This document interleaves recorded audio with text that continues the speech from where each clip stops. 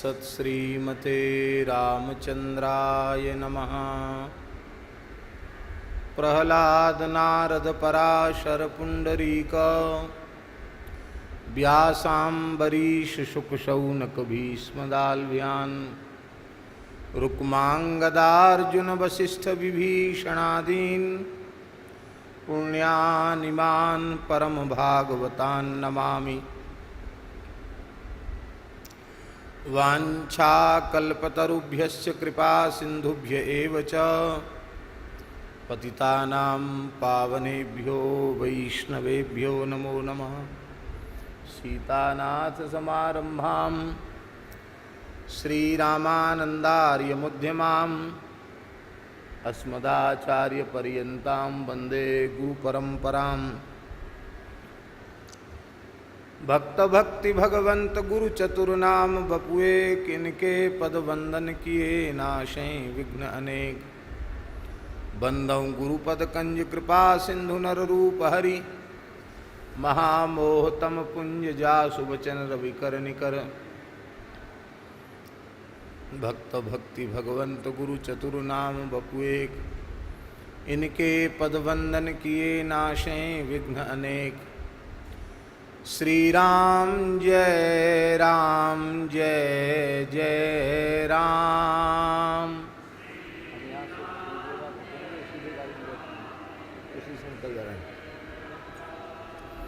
श्री राम जय जय राम।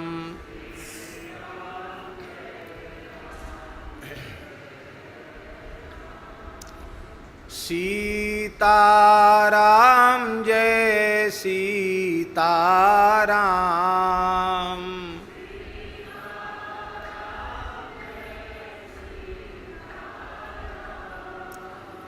राधे श्याम जय राधे श्याम।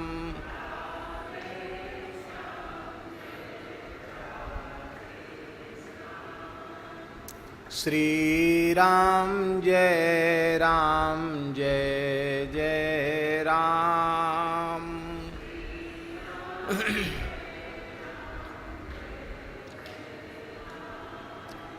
श्री राम जय जय राम।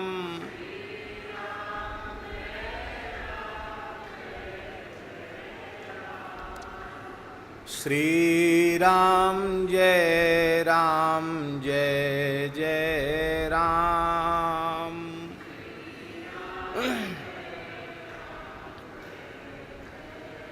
श्री सीताराम नाम महाराज की जय।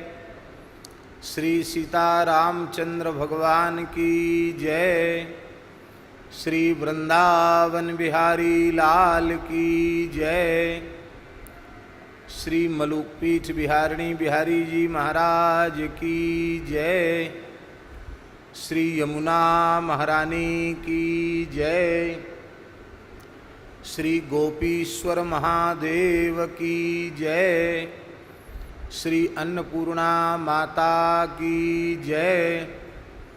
यज्ञेश्वरी जगज्जननी गौ माता की जय। सब संतन की जय। श्री गुरुदेव भगवान की जय। जय जय श्री राधे जय जय श्री सीताराम। हर हर महादेव। हरिशरणम भक्तवांछा कल्पतरु भक्तवत्सल शरणागत वत्सल भगवान श्री हरि की महती कृपा करुणा से हम आप सबको मानव जीवन का सर्वोत्कृष्ट फल सत्संग श्री विनय पत्रिका जी के माध्यम से श्रीधाम वृंदावन में श्री मलुक पीठ में सुलभ हो रहा है।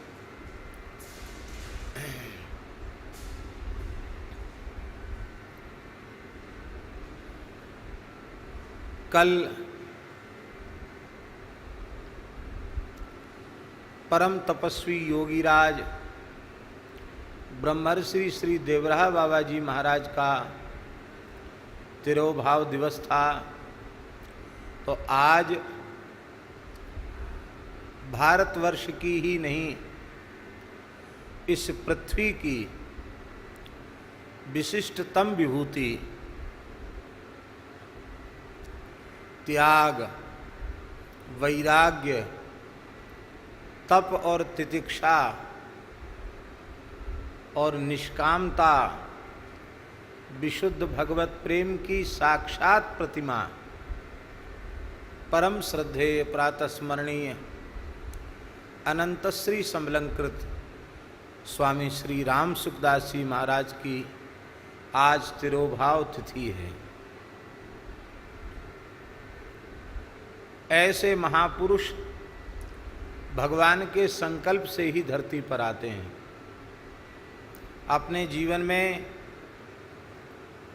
अनगिनत जीवों को उन्होंने भगवान से जोड़ा।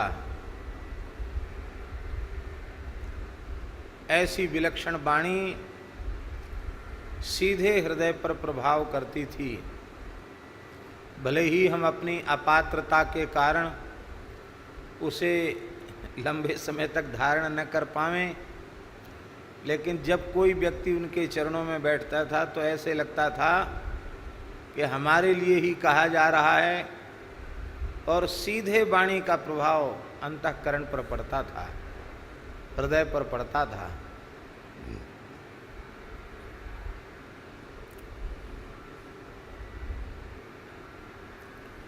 एक श्री केशव राम जी अग्रवाल हैं, कलकत्ता में विराजते हैं। श्रद्धेय श्री सेठ जी, भाई जी और स्वामी जी की सन्निधि का भी लाभ उन्हें खूब मिला है। उन्होंने एक बात हमको बताई थी कि होशियारपुर पंजाब में भृगु संहिता के परम विद्वान पूज्य पंडित श्री अमृतानंद भृगु शास्त्री जी महाराज विराजमान थे। तो किसी ने परम श्रद्धेय स्वामी जी के संबंध में पंडित अमृतानंद शास्त्री जी से भृगु संहिता के माध्यम से जानना चाहा। ये श्री केशव राम जी ने हमको बताया।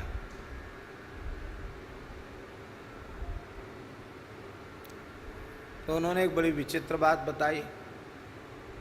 बोले भृगु संहिता में स्वामी जी के संबंध में निकल के आया कि जिन महापुरुष के लिए आप प्रश्न कर रहे हैं वे महापुरुष भगवान की आज्ञा से धरती पर आए हैं, वे जीवन मुक्त हैं। उनके आने का प्रयोजन क्या है? बोले जो भगवान ने अर्जुन को गीता सुनाई तो व्यास जी की कृपा से उसे साक्षात श्रवण करने का सौभाग्य संजय को भी प्राप्त हुआ।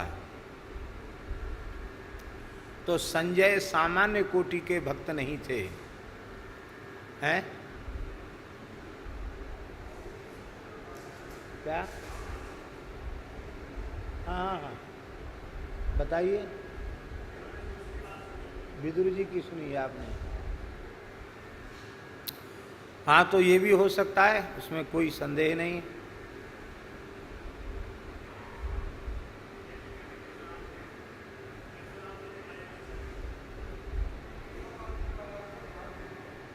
हाँ, तो वही सही होगा, आप जो कह रहे हैं वही सही होगा।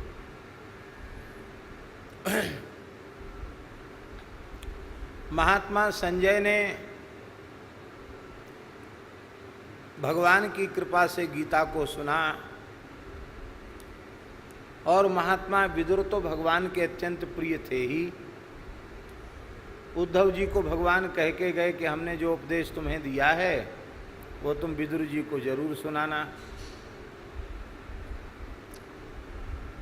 तो भृगु संहिता में ये बात आई, पिताजी ध्यान से सुने, सीताराम, भृगु संहिता में ये बात आई स्वामी जी के बारे में कि श्री विदुर जी महाराज को ही भगवान ने गीता जी के प्रचार के लिए द्वारा भेजा धरती पर हैं। हमें स्मृति ऐसी हो रही कि शायद संजय के लिए कहा गया, दोनों ही हो सकता है, उसमें कोई संदेह नहीं है। तो विदुर जी आए हों तो भी असामान्य बात है और संजय आए हों तो भी असामान्य बात है। दोनों ही साक्षात धर्म रूप और जीवन मुक्त भगवान के अत्यंत प्यारे भक्त हैं। स्वामी जी का दर्शन करके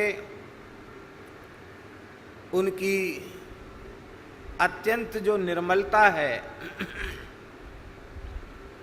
वो उनके स्वरूप में छलकती थी। अंतःकरण की जो विमलता निर्मलता का भाव है वो उनके मुखार बिंदु पर झलकता था। हम समझते हैं शायद 4-5 वर्ष के बालक में भी ऐसा भोलापन, ऐसी निर्मलता नहीं हो सकती है जैसी निर्मलता उनके मुखार बिंदु पर थी। और जीवों के कल्याण की कितनी चिंता थी। एक बार दास उनके चरणों में बैठा था तो उन्होंने कहा कि हमें एक ही चिंता रहती है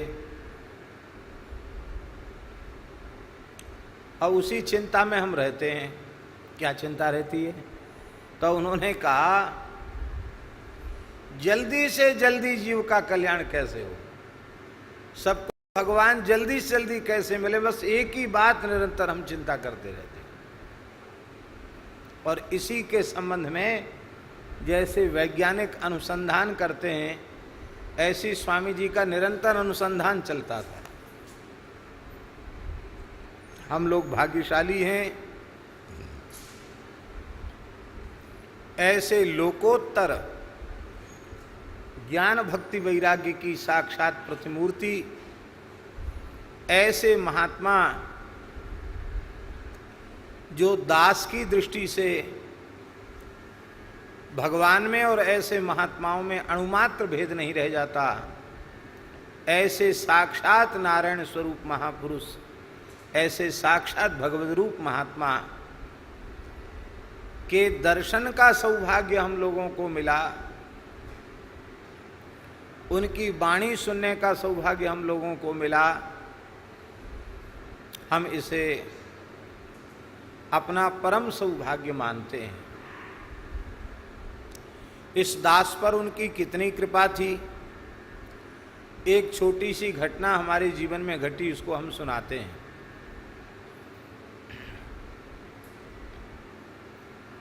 सोमवती अमावस्या आने वाली थी और हमारा मन हुआ कि हम गंगा जी स्नान करें। तो ऐसा कुछ भगवान की इच्छा ही समझिए कि गंगा जी के प्रति खूब मन में, यमुना जी तो हैं ही, हमारी अपने ही हैं, यमुना जी ने तो अपनी अंक में ही बसा रखा है, पर गंगा स्नान का मन खूब करता है।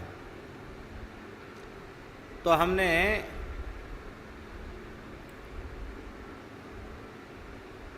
एक मल्होत्रा जी करके महाराज जी के शिष्य हैं हमारे, उनको मैंने इच्छा व्यक्त की कि हमारा गंगा स्नान का मन है सोमवती अमावस्या का। तो ऐसे उनके पास गाड़ी थी, तो हमारे पास उस ठाकुर जी के यहाँ उस समय कोई गाड़ी नहीं थी। उनका आप गाड़ी चलाना भी जानते हैं, गाड़ी भी है आपके पास, तो हमको आप गंगा जी स्नान करवा दीजिए। वे कहते भी थे बार बार कि महाराज जी कभी कोई आज्ञा हमको दीजिए। तो कहाँ गंगा स्नान करवावें?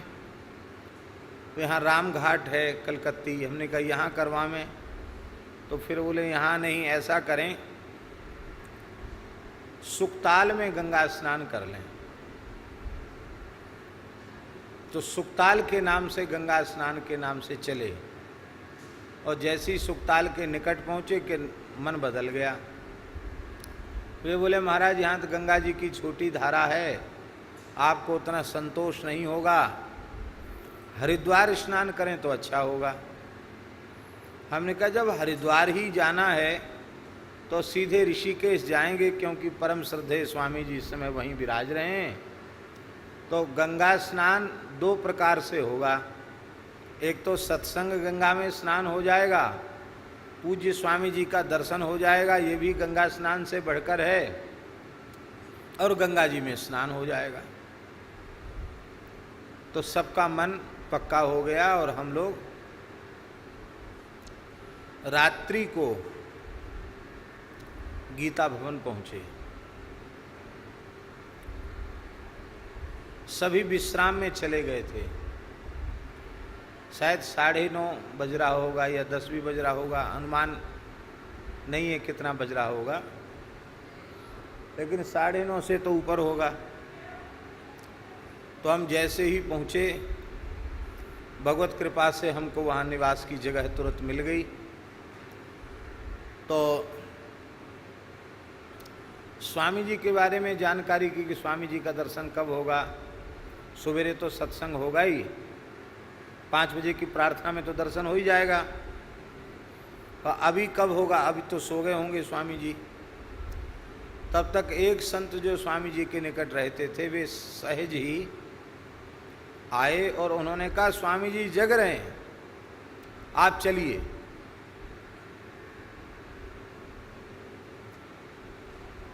तो जैसे ही हम पूज्य स्वामी जी का दर्शन करने गए, स्वामी जी विराजे थे और मारवाड़ी में इतने हाथ ऐसे ऐसे करके गाने लगे स्वामी जी, आया जी आया, हमारे घर संत पावना आया है।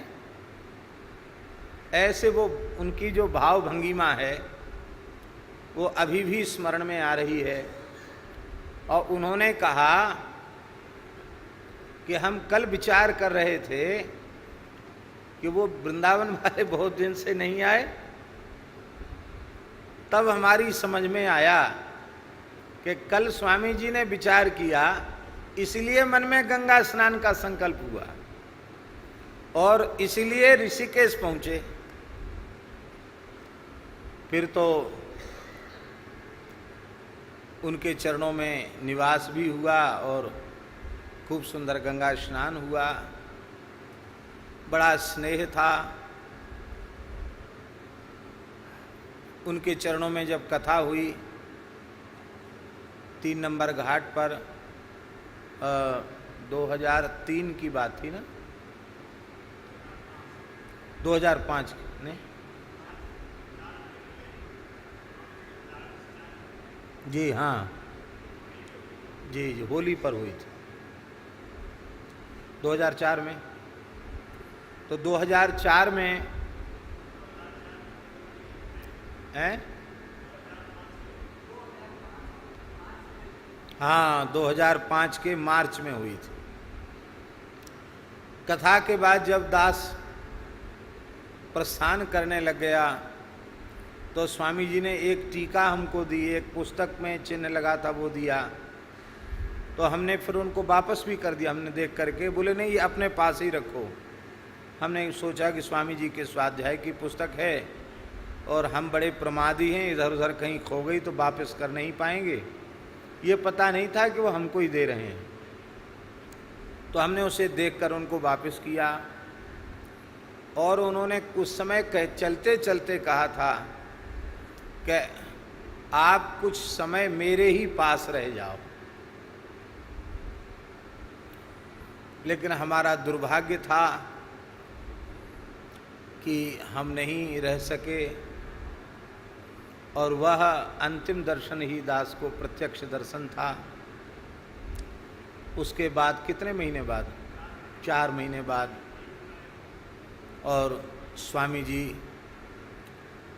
का महाप्रयाण हुआ और अंतिम क्षण तक उन्होंने सत्संग छोड़ा नहीं।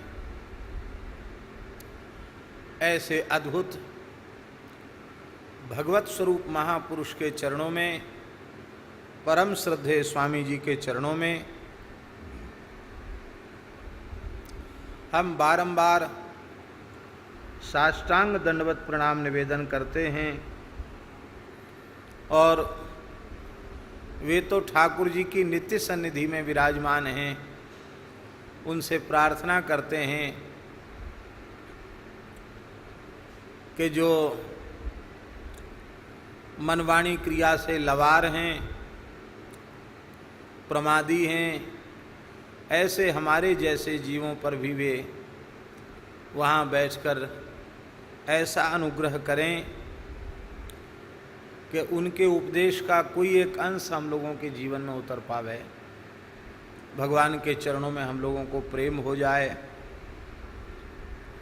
ऐसे श्रद्धेय स्वामी जी के चरणों में हम सादर दंडवत प्रणाम निवेदन करते हैं।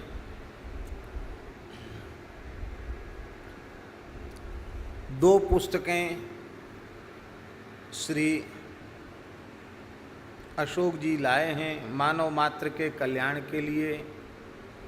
ये बहुत सुंदर, इसमें स्वामी जी के चुने हुए जो लेख हैं वो इसमें प्रकाशित हैं, मानव मात्र के कल्याण के लिए।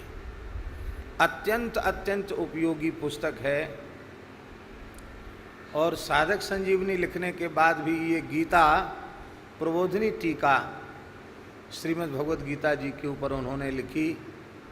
तो आज परम श्रद्धेय स्वामी जी के इस तिरोभाव महोत्सव के उपलक्ष्य में उनका यह प्रसाद हमें प्राप्त होगा, सभी को प्राप्त होगा। लेकिन हमारी प्रार्थना यही है कि जो बहुत श्रद्धा पूर्वक पढ़ें, लाभ लेवें, वे ही लेवें, नहीं तो बटने वाली चीज़ सब लोग हाथ बढ़ा देते हैं कि लाओ हमको भी लाओ, पढ़ी नहीं। तो जो पढ़ें, हमने लिया है तो हम पढ़ेंगे इसको। हमने लिया है तो हम तो चाहे स्वयं पढ़ें और चाहे हमारे निकट कोई संत होते हैं तो कभी गाड़ी में, कभी माने फिर उसको सुनते हैं। या तो पढ़ें, अब पढ़ने का अवकाश न हो तो सुने। हमारा अभ्यास है, कोई भी ग्रंथ आता है तो उसको एक बार श्रवण करते हैं। तो हम तो पढ़ेंगे, इसलिए हमने ले ली है। आप लोग पढ़ें तो आप लोग भी अवश्य लेवें। यहाँ ग्रंथ रखा है। सत्संग के बाद प्रसाद आज यही अक्षय प्रसाद, अक्षय अनुपम प्रसाद है। इसको हम लोग प्राप्त करेंगे। ऐसे ही समझ लीजिए, व्यस्तता निरंतर बढ़ती चली जाती है। आज भी रमण रेती जाना हुआ, कुछ ऐसा प्रकरण पूरे देश में चल रहा है जिसका सम्यक और संपूर्ण समाधान सनातन धर्म के तो हित में है ही, संपूर्ण राष्ट्र के हित में है। और हमारी भगवान से प्रार्थना है कि समाधान होना ही चाहिए और हो जाएगा। तो उसी समाधान की दिशा में आज एक गोष्ठी थी। वहाँ से लगभग 3 बजे के करीब यहाँ आए हैं। सवेरे 9 बजे यहाँ से चल पड़े थे और फिर थोड़ा विश्राम करके, स्नान करके आप लोगों के बीच में उपस्थित हैं। आज परम श्रद्धेय पूज्य श्री पथमेड़ा महाराज जी भी जड़कोर गोधाम पहुँच रहे हैं। परम पूज्य परम भागवत गो ऋषि स्वामी श्री दत्त शरणानंद जी महाराज वे जड़खोर पधार रहे हैं। एक रात्रि गायों के बीच में विश्राम करेंगे। जो कुछ दैवी आपदा आई है, जो गौशाला में नुकसान हुआ है, यद्यपि लगातार तब से काम चल रहा है शेड निर्माण का, क्योंकि वह अति आवश्यक है, उसको वे देखेंगे। आज रात्रि वहाँ विश्राम करेंगे। हो सकता है कल मध्याह्न तक या कल सायंकाल तक वे यहाँ पधारेंगे। एक रात्रि वृंदावन वास करेंगे कल की रात्रि, और परसों कुरुक्षेत्र के लिए प्रस्थान करेंगे। तो श्री ठाकुर जी ने चाहा तो कल आप लोगों को यहीं पूज्य महाराज जी का, पथमेड़ा महाराज जी का भी दर्शन हो जाएगा। ऐसे महान गोभक्त महापुरुष का दर्शन, ये गोविंद का ही दर्शन है, भगवान का ही दर्शन है, इस भाव से उनका दर्शन करना चाहिए। गोतंत्र नामक ग्रंथ में भगवान शिव ने पार्वती जी से कहा है कि जो मनुष्य अपने जीवन में 11 गायों की भी बधिकों से रक्षा कर लेता है, हे पार्वती, वह मनुष्य 11 गायों की बधिकों से रक्षा करके पालन पोषण करता है, वह मनुष्य धरती पर मेरे ही तुल्य समझना चाहिए। उसके दर्शन से पाप नष्ट हो जाते हैं। ये भगवान शंकर गोतंत्र नामक ग्रंथ में पार्वती जी से कह रहे हैं। तो जिन महापुरुष के माध्यम से हजारों लाखों की संख्या में गोवंश की रक्षा भई हो और जिनकी प्रेरणा से देश में सैकड़ों गौशालाओं की स्थापना हुई हो, ऐसे महापुरुष तो निश्चित ही श्री गोविंद के ही स्वरूप हैं। और परम श्रद्धेय स्वामी श्री राम सुखदास जी महाराज की चरण सन्निधि उन्हें मिली, और स्वामी जी का और सेठ जी का, इन दो महापुरुषों का अत्यधिक प्रभाव उनके जीवन पर है। वे चरण स्पर्श नहीं कराते हैं, वे फोटो नहीं खिंचाते हैं, वे शिष्य भी किसी को नहीं बनाते हैं, और वे पैसे का स्पर्श भी नहीं करते हैं। ये सब स्वामी जी की ही मर्यादाएं हैं, उनका वे अक्षरशः पालन कर रहे हैं। और भगवान का ही संकल्प है जो उनके माध्यम से इतना बड़ा कार्य गो सेवा का हो रहा है। तो आज हमें उनके निकट भी पहुंचना है। यद्यपि जो पहुंचने का समय था संभवतः हम उनके पहुंचने के बाद पहुंच पाएंगे, लेकिन दास को वहां भी आज पहुंचना है। तो थोड़ी देर चर्चा करके फिर हम प्रस्थान करेंगे। आप लोग सावधान होकर के श्रद्धा पूर्वक श्रवण करें। जय जय श्री राधे, जय जय श्री राधे, जय जय श्री राधे।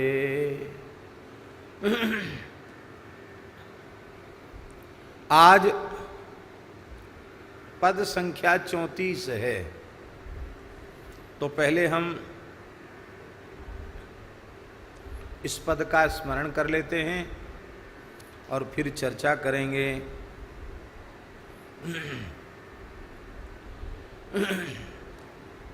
क्या अद्भुत शैली है गोस्वामी जी महाराज की। हम तो बार बार बलिहारी जाते हैं उनके इस भाव पर। इस पद में गोस्वामी जी कह रहे हैं, अति आरत अति स्वार्थी अति दीन दुखारी। अति आरत अति स्वार्थी अति दीन दुखारी। इनको बिलग ना मानिए, बोलहि ना विचारी। इनको बिलग मानिए, बोलहि ना विचारी, अति आरत अति स्वार्थी,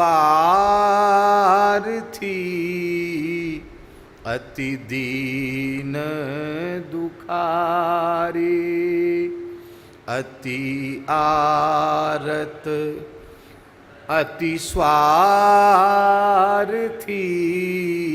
अति दीन दुखारी। लोक रीति देखी सुनी, व्याकुल नर नारी। लोक रीति देखी सुनी, व्याकुल नर नारी। अति बर से अनबर से हूँ, देहि देवहि गारी। अति बर से अनबर से हूँ, देहि देवहि गारी। अति आरत अति स्वार्थी, अति दीन दुखारी। अति आरत अति स्वार्थी, अति दीन दुखारी। ना कहीं आए नाथ सो, सांसती भय भारी। ना कहीं आए नाथ सो, सांसती भय भारी। कही आयो कीवी क्षमा, निज ओर निहारी। कही आयो कीवी क्षमा, निज ओर निहार। समय साकरे सुमीरिए, समरथ हितकारी। समय साकरे सुमीरिए, समरथ हितकारी।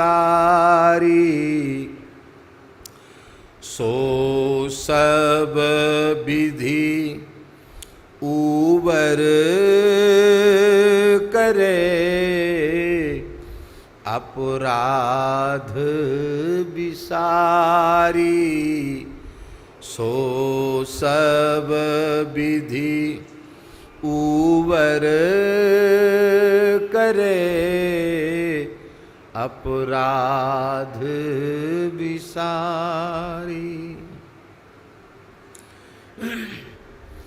बिगरी सेवक की सदा, साहिब ही सुधारी। बिगरी सेवक की सदा, साहिब ही सुधारी।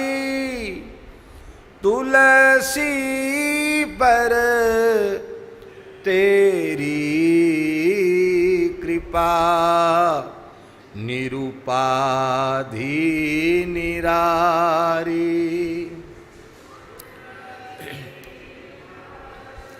तेरी कृपा निरुपाधि निरारी। अति आरत अति स्वार्थी अति दीन दुखारी। अति स्वार्थ अति स्वार्थी अति दीन दुखारी। अति दीन दुखारी। बड़ा अद्भुत पद है।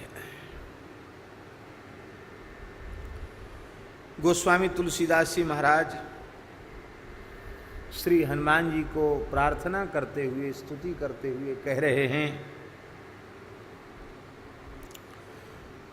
कि देखो, यहाँ आशय ये है कि जहाँ प्रेम बहुत अधिक होता है वहीं मान होता है। ध्यान में ही बात, मान कर जाना, रूस जाना। तो अतिशय प्रेम होगा तो ही मान होगा, बहुत ज्यादा प्रेम होने पर ही मान होता है। श्रीधाम वृंदावन में युगल श्यामा श्याम में प्रेम की पराकाष्ठा है, इसलिए श्री जी मान कर जाती हैं, ठाकुर जी मनाते हैं। मान में रोष भी होता है, प्रणय भी होता है, सब होता है। अत्यधिक प्रेम जब होता है तो उस अत्यधिक प्रेम में अपने प्रेमास्पद से कई बार प्रेम वैचित्री के कारण कुछ अवाच्य वचन भी बोल दिए जाते हैं। अवाच्य वचन माने जो नहीं बोलना चाहिए वो बोल दिया जाता है, पर उसका तात्पर्य, उन टेढ़े बेड़े वचनों का तात्पर्य, उन अवाच्य वचनों का तात्पर्य निंदा में बिल्कुल नहीं होता है।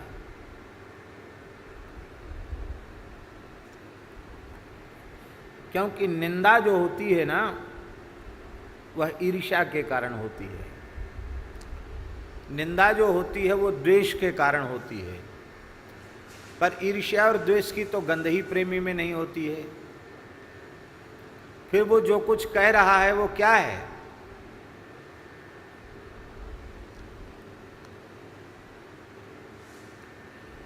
वह अवाच्य वचन भी उत्कृष्ट प्रेम को प्रकट करने वाले हैं। जैसे हम उदाहरण दें, छोटा सा एक उदाहरण, भ्रमर राधा रानी के चरणों में गुनगुना रहा है और उस भ्रमर से राधा रानी संवाद कर रही हैं। वे प्रेम में ऐसी विभोर हैं कि प्रिय प्रस्थापितम दूतम कल्पे त्वेदम अब्रवीत। उन्हें वह भौरा इसी रूप में समझ में आता है, मेरे प्रियतम ने ये विशिष्ट दूत मेरे पास भेजा है। ध्यान में ही बात, उद्धव जी तो पंचायती हैं, सबसे संवाद कर रहे हैं। मैं पंचायती थोड़ी हूँ, मैं सबकी स्वामिनी हूँ, अधीश्वरी हूँ, रसेश्वरी रासेश्वरी हूँ, श्री कृष्ण की प्राणेश्वरी हूँ। तो जो संदेश वाहक सबके लिए भेजा गया है, ग्वाल बाल गोपी नंद बाबा जसोदा जी, वही हमारे लिए भेजें, तो ये तो ठीक नहीं है। इसलिए मेरे लिए तो कोई विशिष्ट ऐसा अंतरंग सेवक भेजेंगे जो दूसरे की तरफ ताकेगा झांकेगा नहीं, सीधे हमसे ही संवाद करेगा। तो ये भौरा आया है, ये प्रियतम ने दूत भेजा है, ऐसा होता है। महाकवि कालिदास का जो मेघदूत नामक काव्य है,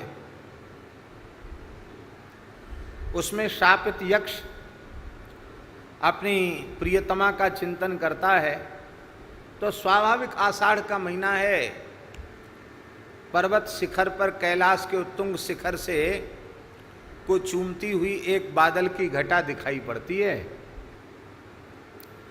और उस बादल की घटा को देख करके ही उस मेघ को ही दूत बना करके और वो बोलने लग जाता है। आषाढ़स्य प्रथम दिवसे मेघमाश्लिष्ट सानुम, यहीं से मेघदूत नामक महाकाव्य आरंभ होता है। आषाढ़स्य प्रथम दिवसे मेघमाश्लिष्ट सानुम। अब आप विचार करो, मेघ क्या किसी का दूत होता है? पर प्रेम वक्र होता है, प्रेम की दशा ही ऐसी विलक्षण होती है कि वहाँ प्रेमी को सब कुछ प्रेमास्पद के रूप में ही दिखाई पड़ने लग जाता है, अनुभव हमें आने लग जाता है। यही कारण है कि संयोग की अपेक्षा श्रृंगार रस में जो विप्रलंब का श्रृंगार है उसे श्रेष्ठ इसलिए माना गया। संयोग श्रृंगार की अवस्था में प्रेमी एक होता है और एक उसका प्रेमास्पद होता है, और जब विप्रलंब की अवस्था आती है तो प्रेमी तो एक होता है पर सारा जगत प्रेमास्पद रूप हो जाता है, सर्वत्र उसको अपने प्रेमास्पद की अनुभूति होने लग जाती है। गीत गोविंद महाकाव्य में भी श्री राधा रानी के वियोग में व्यथित श्री कृष्ण कह रहे हैं, दृश्य से पुरतो गतागत मेव में विदधासी किम पुरेव ससंभ्रमम परिरंभणम न ददासी। ठाकुर जी कह रहे हैं, श्याम सुंदर कह रहे हैं कि हे श्री राधे, दृश्य से आप दिखाई पड़ रही हो उनको, पुरतो सामने, गतागतम एवं विदधासी, चलती फिरती आप दिखाई पड़ रही हो। मैं यमुना में देखता हूँ, लताओं में देखता हूँ, वृक्षों में देखता हूँ, जिधर मेरी दृष्टि जाती है सर्वत्र आप ही हमें दिखाई पड़ती हो। संपूर्ण वृंदावन श्री राधामय हो गया है। पर हे प्रियतमे, मैं एक बात पूछता हूँ कि जैसे तुम सामने पड़ते ही ससंभ्रम पूर्वक अपने पवित्र भुजपास में हमें आबद्ध कर लेती थी, अपना आलिंगन परिरंभण प्रदान करती थी, तो आज वह परिरंभण क्यों नहीं प्रदान कर रही हो? अब देखो, सच्ची बात यह है कि श्री जी वहाँ उपस्थित नहीं हैं, वे तो मान किए हुए कुंज में विराजी हैं, पर ठाकुर जी को सर्वत्र श्री राधा रानी का दर्शन हो रहा है। ऐसे ही गीत गोविंद में जब श्री जी मान में होती हैं तो उनको ये देखो श्याम, ये देखो श्याम, संपूर्ण वृंदावन श्याम सुंदरमय दिखाई पड़ता है।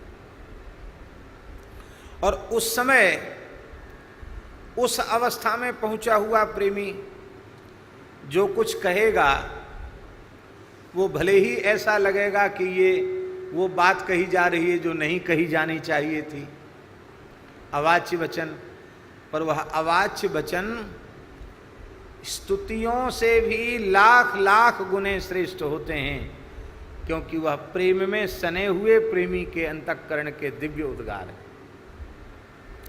तो राधा रानी कह रही हैं, अरे भ्रमर, तू बार बार इनसे हमारी संधि कराना चाहता है और बार बार इनका गुणगान करके ये कहता है कि भाई देखो आप नाराज न हो, ये ऐसे हैं, ये ऐसे हैं, ये ऐसे हैं, बहुत गुण गा रहा है तू उनके। तो देख, तू तो अभी नया नया सेवक आया है, हम तो श्याम सुंदर की नस नस जानती हैं कैसे। जितना बढ़िया से हम जानती हैं उतना बढ़िया से तुम नहीं जान सकते हो। ये एक जन्म के कपटी नहीं हैं,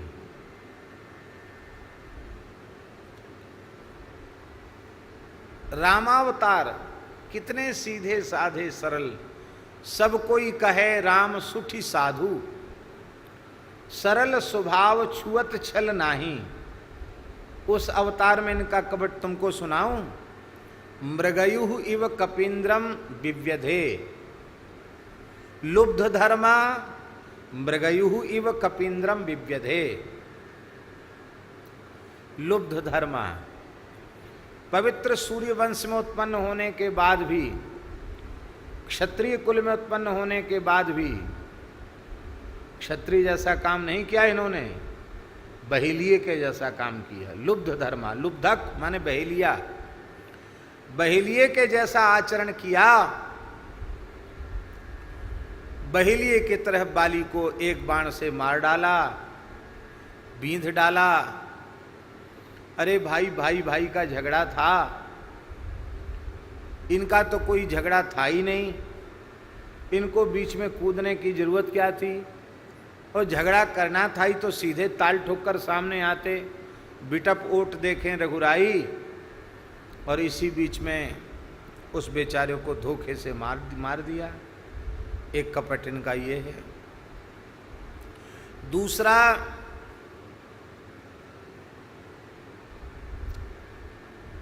शूर्पणखा, उस बेचारी की गलती ही क्या थी? ये सुंदर ही इतने हैं, इनको जो एक बार देख लेता है वह अपना सर्वस्व न्यौछावर कर देता है। तो वह बेचारी, उसने इनको इतना सुंदर देखा और अपना तन मन वार दिया, तो उसका क्या दोष था? विवाह का प्रस्ताव कर दिया और ये प्रस्ताव उन्हें स्वीकार नहीं था, तो लंबी चौड़ी बातें न बनाते, सीधे ही हाथ जोड़ के कह देते, देवी काहे को व्यर्थ में समय नष्ट कर रही हो, तुम जाओ यहां से, मैं विवाह नहीं करूंगा। चली जाती बेचारी। तो उसका परिहास बना दिया, मखौल बना दिया उसका। कहा लक्ष्मण जी के पास चली जाओ। लक्ष्मण जी ने कहा मैं तो उनका दास हूं, तुमको दासी बन के रहने को वहीं चली जाओ। उस बेचारी को पहले तो इधर उधर भटकाया और खुद विवाह किया नहीं, और दूसरा कोई विवाह कर ले इसी योग्य छोड़ा नहीं। नाक कान उसके ओर।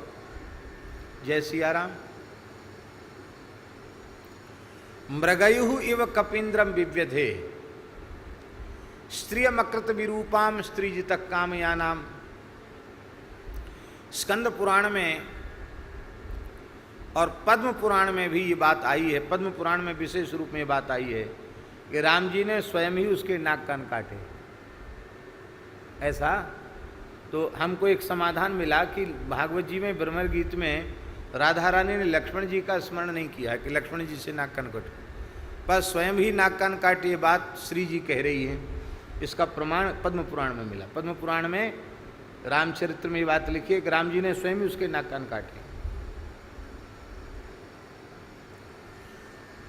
नाक कान रहते तो शायद कोई दूसरा पसंद कर लेता। चलो कोई बात नहीं, ये तो क्षत्रिय अवतार था, क्षत्रिय कुल में। ब्राह्मण तो स्वभाव से ही सीधा साधा सरल होता है। आर्जव ऋजुता ये ब्राह्मण का असामान्य लक्षण है, और असामान्य लक्षण कहें या विशेष लक्षण कहें। वशिष्ठ स्मृति में सरलता, ऋजुता, यही वशिष्ठ जी महाराज ने ब्राह्मण का विशेष लक्षण माना है। जो लोग बहुत चतुर चालाक किस्म के होते हैं, जरूर उनके ब्रह्मत्व में संदेह है, उनके विप्रत्व में संदेह है। ब्राह्मण का लक्षण है सीधे साधे सरल होते हैं। उसमें भी बालक तो बहुत अधिक सरल होते हैं। छोटे से बटुक बालक बनकर के बलि के यहाँ पहुंच गए। बलिमपि बलिमत्वा वेष्टयध्वांशवदिया, बलिम अत्वा अधभक्षणे, बलिम अत्वा पूजां गृहीत्वा, बलि की पूजा को स्वीकार कर लिया। खूब चरण धुवाए, मधुपर्क लिया, सारी पूजा स्वीकार कर ली, धूप दीप नैवेद्य आदि। उसने बेचारे ने बहुत आदर किया। और वो तो कहता था, महाराज मैं धन्य हो गया, मेरे पुरखा तर गए, आज मेरा यज्ञ सफल हो गया, आज लगता है ठीक से आहुति भगवान अग्नि ने ग्रहण की है। जो आप जैसे महानुभाव पधारे हैं, ब्रह्मर्षीणाम तपस्साक्षात मन्ये त्वार्य वपुर्धरम। बलि कह रहे हैं कि ब्रह्मर्षियों का तप ही आपके रूप में मूर्तिमंत होकर आ गया है, मैं धन्य हो गया। उसके गुरुजी ने बताया भी कि ये सामान्य बटुक ब्रह्मचारी नहीं है, एस बेरोचने साक्षात भगवान विष्णुरव्ययः कश्यपादित्र जातो देवानाम कार्य साधका। ये समझाया भी, लेकिन फिर भी उसने देने को हां कर दिया था तो ना नहीं किया, सत्य का पालन किया। और ये इन्होंने क्या किया? बोले इन्होंने बलिम अत्वा पूजां गृहीत्वा, पूजा तो सब स्वीकार कर ली, और जैसे ही 3 पग पृथ्वी के दान का संकल्प हथेली पर आया तो 2 पग में ही सर्वस्व नाप लिया, तीसरे पग के लिए बलि को मिथ्यावादी सिद्ध कर दिया और वेष्टयद उसको वरुण पास में बांध दिया। बेचारा छटपटा रहा था तपती हुई नर्मदा जी की बालुका में। ध्वांशबद, ध्वांश की तरह। अब ध्वांश माने क्या होता है आप सब समझ जानते हो ध्वांश माने? ध्वांश माने होता काक, कौआ।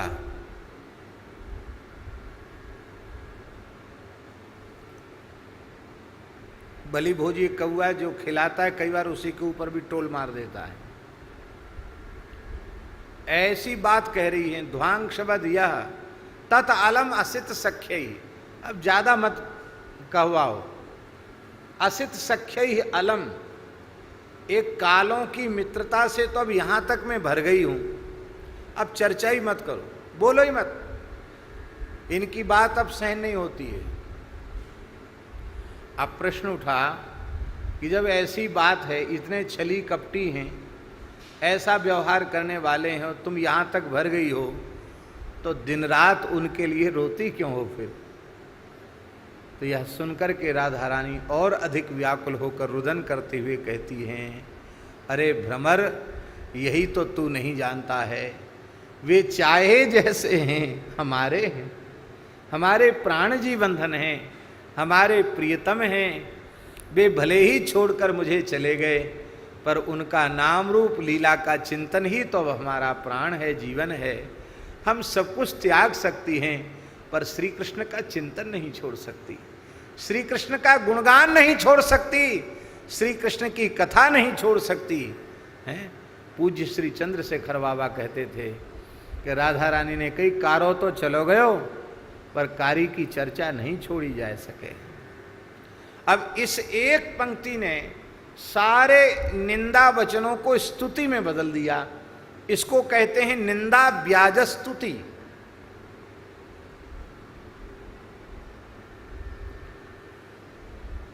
ये बात आप लोग कहेंगे कि ये इसकी चर्चा न करके आपने ये चर्चा क्यों की?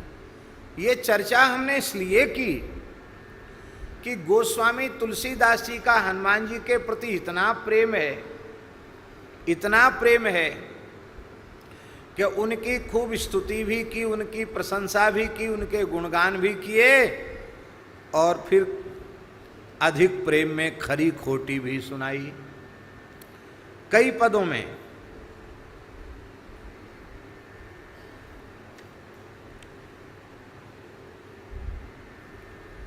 उन पदों को कहने की पुनः आवश्यकता नहीं है।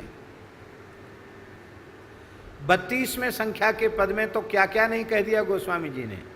ऐसी तो ही न बूझिए हनुमान हठीले, साहिब कहूं न राम से तो से न उशीले, तेरे देखत सिंह के शिशु मेढक लीले। जानत हो कलि तेरेऊ मन गुनगन कीले, हाक सुनत दस कंध के भय बंधन ढीले, सोबल गयो किधों भय अब गर्भ गहीले।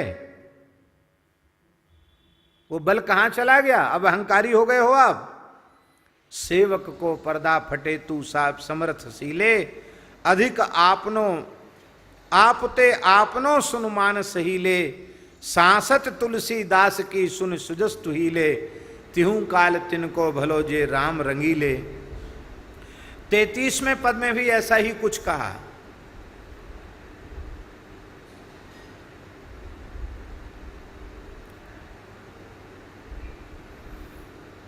त्रिभुवन के प्रकाशक हमारे जीवन में अंधेरा क्यों?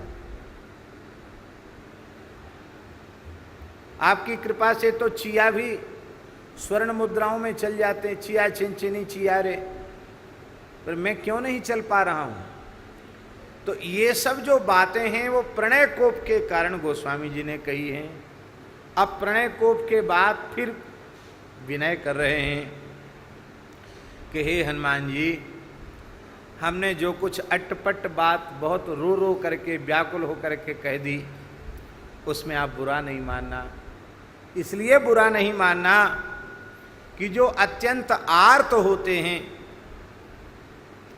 बहुत अधिक पीड़ित होते हैं, सताए हुए होते हैं, अथवा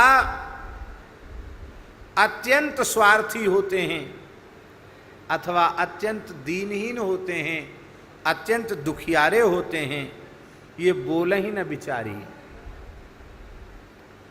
क्योंकि इन अवस्थाओं के आने पर विचार करने की सामर्थ्य ही नहीं रह जाती है, हैं? आर्त व्यक्ति के, आर्त के संबंध में गोस्वामी जी ने लिखा है, आर्त के चित रहे न चेतु, पुन पुन कहे आपने हेतु। आर्त व्यक्ति के चित्त में चेत नहीं रहता है, वो तो किसी भी पद्धति से अपनी आरती को, अपने दुख को, अपने कष्ट को ही दूर करना चाहता है। दूसरा स्वार्थी व्यक्ति।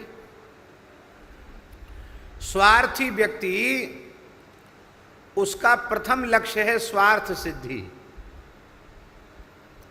आपका बुरा हो भला हो, आप पर क्या बीत रही है, इससे उसको कोई लेना देना नहीं, उसकी स्वार्थ सिद्धि होनी चाहिए। अति स्वार्थी में कौन है? जुआरी। जुआरी स्वार्थी नहीं, अति स्वार्थी होता है। उसको, उसका कोई मित्र नहीं है जुआरी का। भले ही जुआरी लोग व्यसनियों से बड़ी मित्रता रखते हैं, पर जुआरी का कोई मित्र नहीं होता है। अंतरंग से अंतरंग मित्र भी होगा तो भी दाव तो नहीं छोड़ेगा। सूझ जुआरी ही आपुन दाऊ। जुआरी को अपना ही दाव दिखाई पड़ता है, सामने वाले का नहीं दिखाई पड़ता। तो अति स्वार्थी भी विचार पूर्वक नहीं बोलते हैं। अत्यंत दीनहीन होते हैं, वो भी कई बार विकल होकर के अत्यंत दीनहीन दुखित प्राणी होते हैं, वे भी और कुछ बुरा भला का विचार नहीं कर पाते हैं, जो मन में आता है वो कह देते हैं। तो इनको विलग न मानिए, इनको अपने से अलग मत मानो, इनकी बात बुरा मत मानो, इनको अलग न मानो। क्योंकि इस प्रकार के जो लोग हैं, अत्यंत आर्त, अत्यंत स्वार्थी, अत्यंत दीन दुखी, ये कभी विचार पूर्वक बोलते ही नहीं हैं। तो या तो ऐसा समझ लो कि हम अति आर्त हैं,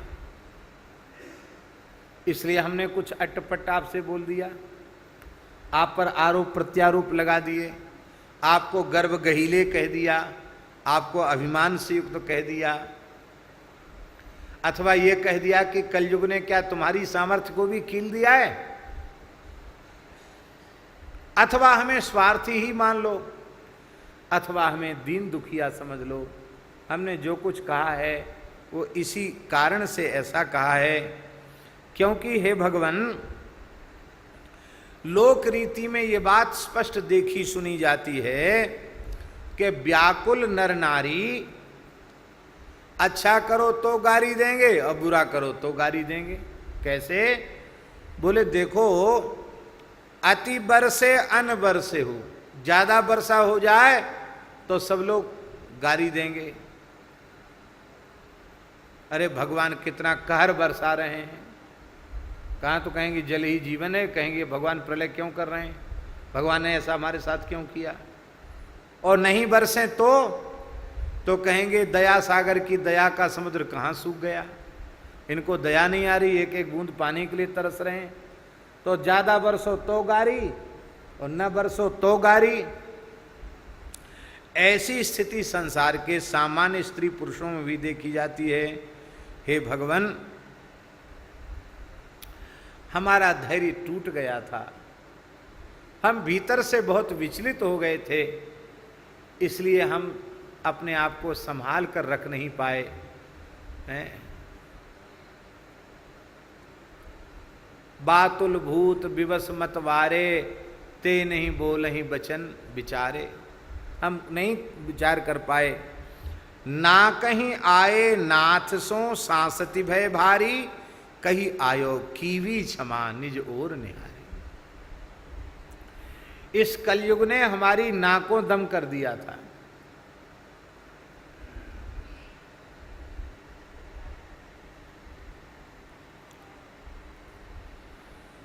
इसलिए मैं बुरी भली कह दिया।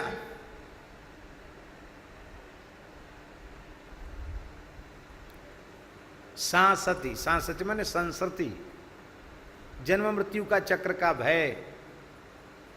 एक तो पुनरपि जननम पुनरपि मरणम, जन्म मृत्यु की चक्र का भय, और दूसरा कलयुग के द्वारा सताया जाना। इन दोनों के कारण में इतना अधिक पीड़ित हो गया कि मैं कुछ बुरा भला कह बैठा। अब बुरा भला मैंने क्यों कहा? इसलिए कहा, कल हम इसकी चर्चा कर चुके हैं, पुनः संकेत में चर्चा करें। ये हम इसलिए कह रहे हैं कि जिस तुलसीदास पर आपने इतनी कृपा की, किसी प्रकार की कोई योग्यता नहीं, जन्मते ही समय मुख से राम नाम प्रकट कराया, राम बोले ही नाम पड़ गया। फिर भगवती जगदम्बा अन्नपूर्णा पार्वती ने मुझ अनाथ बालक को गोद में बिठाकर पायस पवाया। फिर भगवान शिव ने कृपा करके समर्थ सदगुरु नरेहरयानंद जी को भेजा, उनसे भगवत शरणागति प्राप्त कराई। और इसके बाद काशीवास, शास्त्रों का अध्ययन, फिर वाराणसी में हनुमत दर्शन, और फिर चित्रकूट में 3 बार भगवत दर्शन, श्री राम दर्शन, रामचरितमानस जैसे ग्रंथ का प्रणयन। ये सब इतना होने के बाद भी कलयुग पीछे पड़ा हुआ है। तो हे भगवान, यदि मेरे जैसा कोई व्यक्ति जिस पर इतनी कृपा हुई है वह यदि विफल हो गया, तो फिर संसार में जितने भी साधक जीव हैं वे तो टूट जाएंगे। इसलिए महाराज, एक कलयुग में लोगों को धैर्य बना रहे, इसके लिए मेरे जैसे दीनहीन अधम पर आपको कृपा करनी पड़ेगी। आप हमारे ऊपर कृपा कर देंगे, कृपा तो आपने की है, पर अब और इतनी कृपा कीजिए कि हम सबके सामने छाती ठोक कर कह सकें कि जो हरिगुरु संतों के आश्रित है वो चाहे जितने कराल कलिकाल में जन्म ले ले, उसका कभी कुछ बिगड़ने वाला नहीं। कलयुग की हिम्मत नहीं जो उसका कुछ बिगाड़ ले। उसको संस्कृति के चक्र से कोई भय नहीं, उसको षड विकारों से कोई भय नहीं, उसका कोई कुछ नहीं बिगाड़ सकता। भक्त के जीवन में कलयुग की दाल नहीं गलेगी, अविद्या माया की दाल नहीं गलेगी। ये मैं विश्वास पूर्वक कह तो सकूं, लेकिन भगवान में आर तो हो गया था, इसलिए मैंने कुछ अट्टपट्ट बात कह दी। कही आयो कीवी क्षमा, जो मैं कहे आया हूं, अनुचित बोल आया हूं, अवाच्य वचन कह के आया हूं, उनको आप क्षमा कीजिए। कैसे क्षमा करें? बोले निज ओर निहारी। क्या प्यारी बात। हमारे दोष तो ऐसे हैं, हमारे अपराध तो ऐसे हैं कि करोड़ कल्प तक भी हम साधन करें तो वे क्षमा होने योग्य नहीं है। पर हे नाथ, हमारे दोषों की ओर न देखिए, आप अपनी दयालुता की ओर देखिए, आप अपनी कृपालुता की ओर देखिए, आप अपनी भक्त वत्सलता की ओर देखिए, आप अपने स्वभाव की ओर देखिए कि आपका स्वभाव कैसा है, और अपने स्वभाव की ओर देख करके इस दीनहीन पर आप दया कर दीजिए। हे भगवान,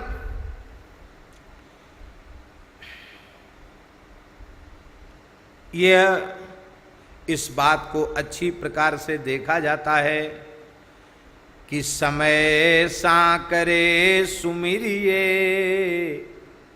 समरथ हितकारी। सांकरे, सांकरे माने संकट के काल में, संकट के क्षण में जो परम हितैषी होता है और जो परम समर्थ होता है उसी की याद की जाती है। जो समर्थ नहीं है और जो हमारा हितैषी नहीं है, संकट के क्षण में उसको, उसकी याद करने से क्या लाभ होगा? जीव के परम हितैषी दो ही हैं। कौन? बोले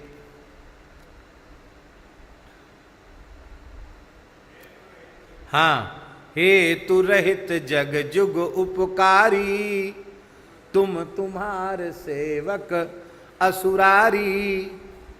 तो भगवान, यह बात मैं जानता हूं और इसलिए मैंने भगवान का स्मरण और भगवान के दास हनुमान जी का आपका स्मरण किया। हे भगवान, आप हमें इस संकट से उबार लीजिए, अपराध विसारी, मेरे अपराधों को भुला करके इस संकट से हमको उबार लीजिए। क्यों? क्योंकि साहिबों का, स्वामियों का स्वभाव होता है वो अपने सेवकों की बिगड़ी सदा सुधारते ही रहते हैं। श्री अनन्य रसिक नृपति श्री स्वामी हरिदास जी ने कहा, मोहि तो ही पड़ी होड़। हे भगवान, हमारे तुम्हारे में होड़ पड़ी है। मोसो न बिगारन को, तोसो न संहारन को, मोहि तो ही पड़ी होड़। श्री स्वामी हरिदास जी ने कहा है, आपके जैसा संहारने वाला नहीं और मेरे जैसा कोई बिगाड़ने वाला नहीं। अब हम ये देखना चाहते हैं कि इसमें जीत किसकी होती है। तो वेद जिसको अजित कहते हैं, जीत तो उसी की होनी चाहिए। अर्थात हम अपराध करते करते भली थक जाएं, पर आपको कृपा करते करते थकना नहीं चाहिए।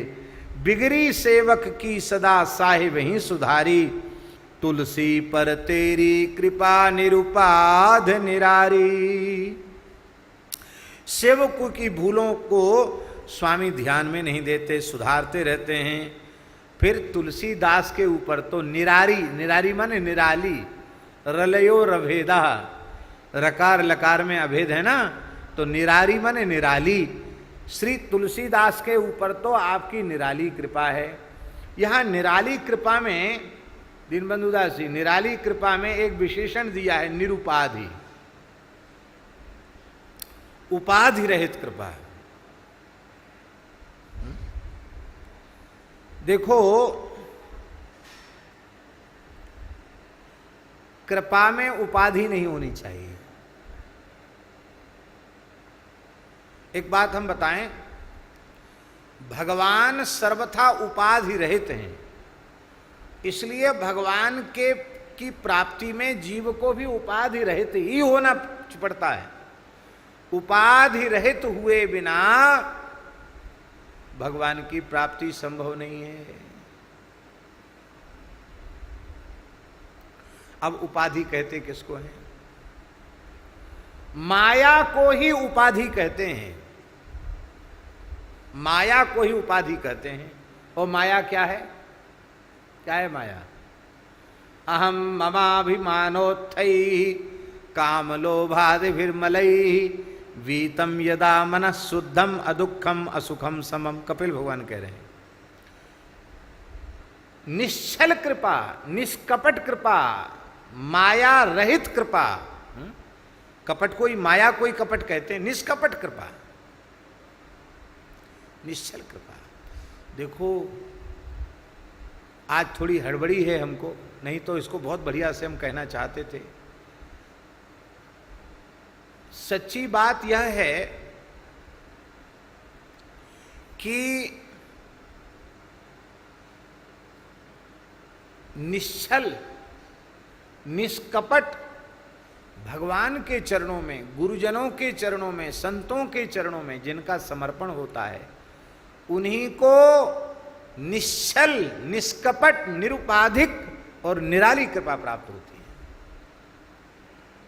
ध्यान में यही बात है, आपके समर्पण में निरुपाधिकता नहीं होगी, निष्कपटता नहीं होगी, निश्चलता नहीं होगी, तो फिर गीता जी का सूत्र लगाना पड़ेगा, ये यथा माम प्रपद्यन्ते तांस तथैव भजाम्य हम। हमारे रास लीला के ठाकुर जी कहते हैं, वो याद नहीं आ रहा हम क्या कहते हैं, जो तू आवे एक पग तो मैं आऊं पग 60, और जो तू कर रो काठ को तो मैं लोही की लाठ। हैं रास वाले ठाकुर, रास बिहारी ठाकुर जी कहते हैं, जो आवे तू एक पग तो मैं आऊं पग 60, और जो तू कर रो काठ को तो मैं लोही की लाठ। ये यथा माम प्रपद्यन्ते तांस तथैव भजाम्य हम। इसलिए हरि गुरु संतों के चरणों में छल रहित होकर के, कपट रहित होकर के, हम जैसे हैं तैसे अपने आप को उनके चरणों में समर्पित कर दें। ये न कहो कि मैली चादर ओढ़ के कैसे द्वार तुम्हारे आऊं। अरे भाई, मैली चादर है तो भी तुम्हारे द्वार पर ही आऊंगा, मैली चादर ओढ़ के ही मैं द्वार तुम्हारे आऊं। आपकी कृपा भरी दृष्टि से ही तो धुलेगी। हम जैसे हैं, बुरे से बुरे हैं, अधम से अधम हैं, नीच से नीच हैं, निकृष्ट से निकृष्ट हैं, पर हे नाथ हम आपके हैं, आपके हैं, आपके हैं, आप ही एकमात्र मेरे हो। ऐसा एक बार हृदय से कहो तो सही। गोस्वामी तुलसीदास जी महाराज कहते हैं, बिगड़ी सेवक की सदा साहि वहीं सुधारी, तुलसी पर तेरी कृपा निरुपाधि निरारी। हम जानते हैं, अब यहाँ देखो ध्वनि है कि आपकी ऐसी कृपा है, तो हमारा समर्पण भी ऐसा ही है। हमने कोई छिपाव दुराव पूर्वक अपने आप को आपके चरणों में नहीं सौंपा है। हमने अत्यंत निश्चल निष्कपट भाव से हरि गुरु संतों के चरण कमलों में अपने आप को समर्पित किया है। इसलिए आप मेरे ऊपर विशेष कृपा करें। इन्हीं शब्दों के साथ 6 बज रहा है, वाणी को विराम। तो गोविंद जय जय गोपाल जय जय, गोविंद जय जय राधा।